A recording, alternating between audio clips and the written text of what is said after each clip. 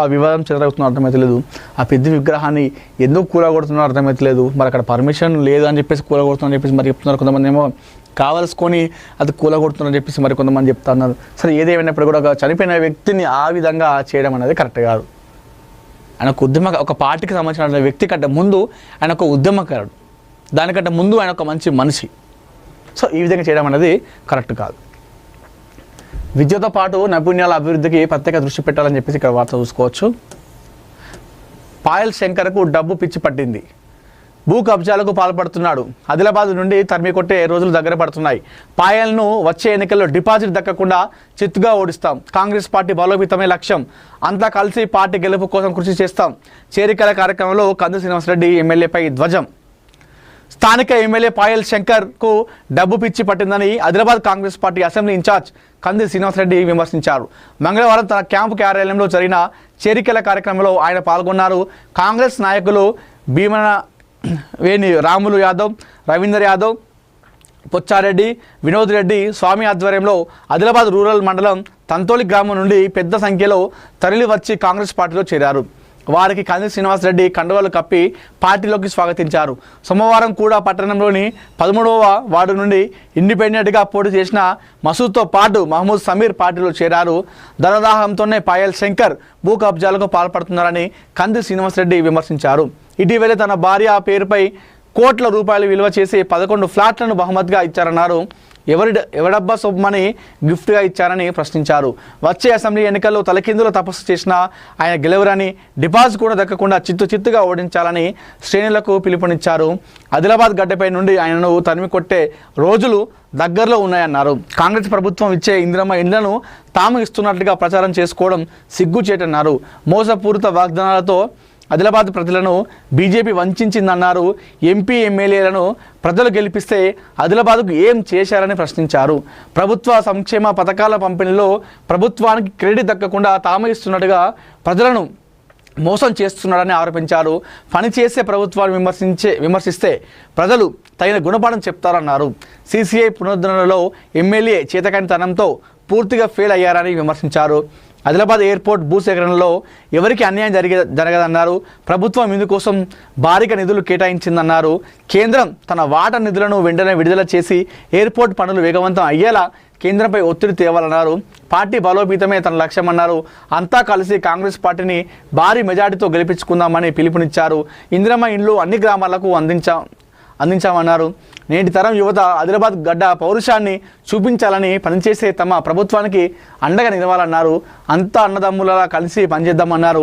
ఎన్ని సమస్యలున్నా కూర్చొని పరిష్కరించుకుందామని అన్నారు. వచ్చే ఎన్నికల్లో పార్టీ విజయమే లక్ష్యంగా అంతా కలిసి పనిచేయాలని పిలుపునిచ్చారు. మీ ఆశీర్వాదమే తన కుటుంబానికి ఎంతో బలమన్నారు. ఈ కార్యక్రమంలో ఆత్మ కమిటీ చైర్మన్ గిమ్మా సంతోష్రావు, నాయకులు సాంజనరావు, భూపల్లి శ్రీధర్, గడ్డం రవీష్ రెడ్డి, బిక్కి గంగాధర్, సుధాకర్ గౌడ్, అన్నపూర్ణ, చరణ్ గౌడ్, దేవిదాస్, రాముల్ యాదవ్, బండారి సతీష్, మంగేష్, అల్చెడి నాగన్న, భోజారెడ్డి, మహబూబ్, శ్రీలేఖ, దేశెట్టి ప్రవతి, సోనియా మందని, జుబేదా, రమ, రఫీక్, సంటెన్న, చిత్రు, ముడిగెల విఠల్, అశోక్, షహీద్ అలీ, మహిపాల్ రెడ్డి, బోక్రే శంకర్, నితిన్, అచ్యుత్, పొచ్చిరం, జనగ రామన్న, అడ్డి వెంకటరెడ్డి, కమలం బాయ్, గంటూబాయ్, ఆత్రం నాగేష్, పెందూర్ ఇస్తారి, గేడం గులాబ్, వినోద్ రెడ్డి, స్వామి, జాఫర్, ప్రభాకర్, వామన్, రవీందర్ రెడ్డి, ఆశన్న, సెనిల్, గంగన్న తదితరులు పాల్గొన్నారు. So MLA Payal Shankar, Adilabad MLA BJP MLA Payal శంకర్కు డబ్బు పిచ్చి పట్టింది. అక్కడ అందుకే భూ కబ్జాలు చేస్తూ ఉన్నాడు. తన భార్య పేరు మీద 11 ఫ్లాట్లు కూడా గిఫ్ట్గా ఇచ్చిండు అక్కడ ప్రభుత్వ భూమిని చెరబట్టి అని చెప్పేసి కంది శ్రీనివాసరెడ్డి గారు ఫైర్ కావడం జరిగింది. నిన్న ఏదైతే ఆదిలాబాద్ రూరల్ మండలంలోని చాలామంది నాయకులు నిన్న కాంగ్రెస్ పార్టీలో ఆయన అధ్యక్షతన ఆధ్వర్యంలో చాలామంది చేరడం జరిగింది. సో కాంగ్రెస్ పార్టీ గెలుపు కోసం కృషి చేస్తాం. వచ్చే ఎన్నికల్లో అక్కడ కాంగ్రెస్ పార్టీ గెలుస్తూ ఉంది భారీ మెజార్టీతో. నెక్స్ట్ ఎలక్షన్లో పాయల్ శంకర్కు డిపాజిట్ కూడా రాబోదు అని చెప్పేసి చెప్తా ఉన్నారు. సో ఎన్ని సమస్యలను కూడా మేమందరం కలిసికట్టుగా మేము పనిచేసి కాంగ్రెస్ పార్టీ గెలుపు దిశగా మేము అడుగులు వేస్తాం, ఆ దిశగా ముందుకెళ్తామని చెప్పేసి కంది శ్రీనివాసరెడ్డి గారు అయితే చెప్పడం జరుగుతుంది. ఇవి ఈరోజు ఏఎన్ఎన్ తెలుగు మార్నింగ్ న్యూస్. మరిన్ని ఇంట్రెస్టింగ్ వార్తల కోసం చూస్తూనే ఉండండి ఏఎన్ఎన్ తెలుగు.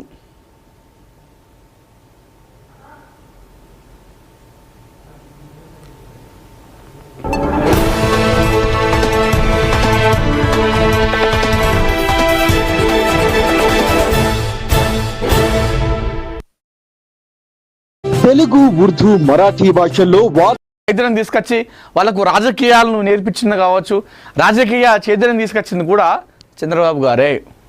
ఇది ఎవరు అవునన్నా కాదన్నా ఇది సత్యం.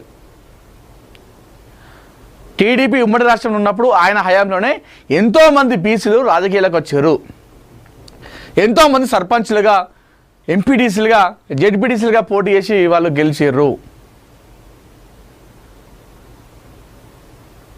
సో మరొకసారి ఆంధ్రప్రదేశ్లో స్థానిక సంస్థల ఎన్నికల్లో 34% బీసీలకు రిజర్వేషన్ కల్పించి నిర్ణయం తీసుకుంది. మరోసారి చంద్రబాబు నాయుడు బీసీల పట్ల ఆయన చూపించిన చొరవ అనేది మనకి ఇక్కడ మరోసారి ఇక్కడ అర్థమైపోతుంది.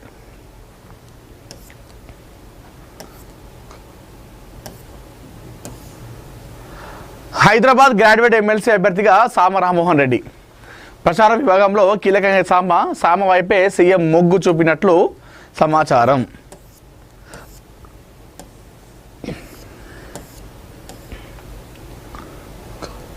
హైదరాబాద్ రంగారెడ్డి మహబూబ్నగర్ గ్రాడ్యుయేట్ ఎమ్మెల్సీ స్థానానికి కాంగ్రెస్ అభ్యర్థి దాదాపు ఖరారయ్యారు. కాంగ్రెస్ పార్టీ ప్రచార విభాగంలో కీలకంగా పనిచేసిన సామ రామ్మోహన్ రెడ్డి అభ్యర్థిత్వానికి CM Revanth Reddy green signal ఇచ్చినట్లు ప్రచారం జరుగుతుంది. గత 2 ఏళ్లుగా పార్టీ తరపున ప్రతిపక్షాలను కౌంటర్ చేస్తూ బలమైన వాదనను వినిపించిన సామ అభ్యర్థిత్వంపై సీఎం సానుకూలంగా ఉన్నట్టు తెలుస్తోంది. గ్రాడ్యుయేట్ ఎన్రోల్మెంట్ ప్రక్రియ కూడా సామ టీం ప్రారంభించింది. ఈ పదవిపై అనేక మంది కన్నేసిన ఫైనల్గా సామ వైపు సీఎం సానుకూలంగా ఉన్నట్లు చెబుతున్నారు. నల్లగొండ, ఖమ్మం, వరంగల్ పై త్వరలో స్పష్టత వచ్చే అవకాశాలు ఉన్నాయి. సామ రామ్మోహన్ రెడ్డి మన అందరికీ తెలుసు. ఈయన యువ నాయకుడు. కాంగ్రెస్ పార్టీ అధికారంలోకి మొన్న వచ్చిన తర్వాత ప్రతిపక్షాలపై ఎప్పటికప్పుడు వారి మాటలను కావచ్చు, వారు వేసేటువంటి కౌంటర్లను ఎండగడుతూ వచ్చినటువంటి వ్యక్తి ఎవరు ఉన్నారంటే అది సామ రామ్మోహన్ రెడ్డి. మిగతా వాళ్ళు లేరంటే మిగతా వాళ్ళు ఉన్నారు, కానీ వాళ్ళందరూ ఏదో ఒక పదవిలో ఉన్న వాళ్ళే. ఏ పదవి లేకపోయినా కూడా సామ రామ్మోహన్ రెడ్డి ప్రతిపక్షాలపైన విరుచుకుపడ్డారని చెప్పుకోవాలి. ఎవరు కాంగ్రెస్ పార్టీ పైన కానీ, కాంగ్రెస్ పార్టీ ప్రభుత్వ నిర్ణయాలపైన కానీ, సీఎం రేవంత్ రెడ్డి గారి పైన ఎవరు ఏది మాట్లాడినా కూడా నెక్స్ట్ 1 అవర్లోనే గాంధీ భవన్లో ప్రెస్ మీట్ పెట్టి ఆ నాయకులను, ఆ ప్రతిపక్షాలను ఎండగట్టేవాడు సామ రామ్మోహన్ రెడ్డి. సో వచ్చేటువంటి ఏదైతే హైదరాబాద్ గ్రాడ్యుయేట్ ఎమ్మెల్సీ ఎన్నికలు ఉందో కాంగ్రెస్ పార్టీ అభ్యర్థిగా సామ రామ్మోహన్ రెడ్డి వైపే సీఎం సానుకూలంగా మొగ్గు చూపుతున్నారు. ఇప్పటికే సామ టీం అంతా కూడా ఆ పనిలో వాళ్ళు నిమగ్నం అయిపోయారు. ఏది గ్రాడ్యుయేట్ ఎమ్మెల్సీ వస్తుంది కాబట్టి ఆల్రెడీ వాళ్ళ ఆ పనిలో చూసుకుంటున్నారంటే అర్థమైపోయింది. అక్కడ టికెట్ ఆయన కన్ఫర్మ్ అయింది కాబట్టి వాళ్ళ టీం అంతా కూడా ఆ పనులన్నీ కూడా చేస్తూ ఉంటారు.